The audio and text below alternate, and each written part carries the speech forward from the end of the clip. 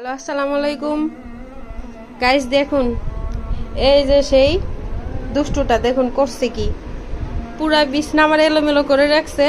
মানে আপনারা তো বিশ্বাস করেন না যে যাদের সন্তান থাকে, মানে ছোট বাচ্চা থাকে ঘরে, তারা কিভাবে যে থাকে, মানে তাদের ঘরটা পুরো গরুঘর হয়ে যায়।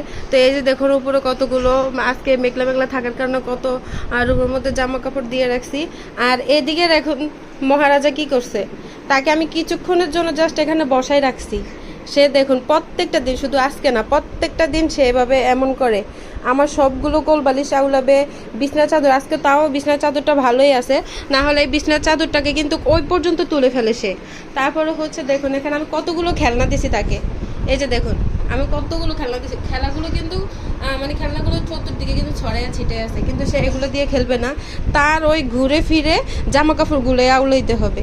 দেখুন সে সবগুলো খাতা এভাবে করে একবার পুরো বিছনা ভরে রাখবে। আর হচ্ছে যে জামা কাপড় দেখুন কি অবস্থা।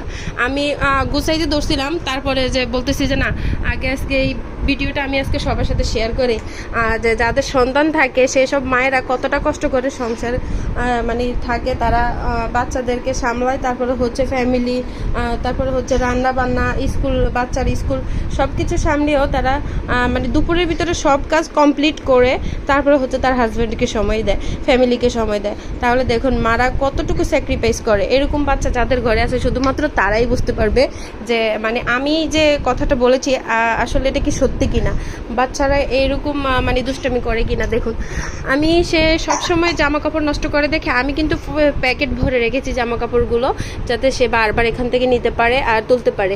আর সে এখানেই দেখুন এই যে তার জামা কাপড়, এখান থেকে সে সব সময় এভাবে করে পুরো বিছনা আবার আউলে রাখবো।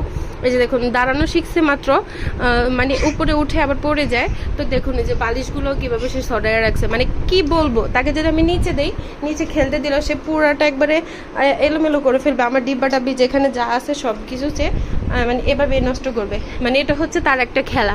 এরকম বাচ্চা যাদের যাদের ঘরে আছে, আমার মনে হয় সব বাচ্চারাই এরকমই করে। তারপরেও কিন্তু দেখুন মারা কিন্তু হাল ছাড়ে না, বাচ্চারা এত দুষ্টুমি করে, কিন্তু এই খুনছুটিগুলোই কিন্তু তাদের কাছে ভালো লাগে। তারা কিন্তু কখনোই কিন্তু অধৈর্য হয়ে যায় না।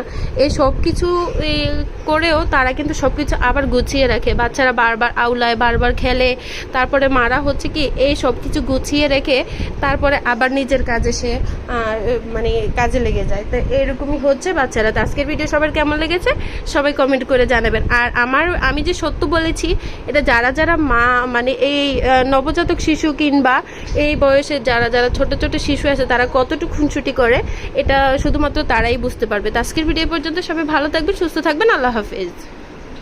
আর প্লিজ যদি ভিডিওটি যদি ভালো লাগে তাহলে সবাই অবশ্যই কমেন্ট করে জানাবেন কেমন হয়েছে। আর এটা হচ্ছে ফুল ফাইনাল লুক, মানে এই রুমের হচ্ছে দেখুন এমন অবস্থা করে রেখেছে সে। তো আল্লাহ হাফেজ।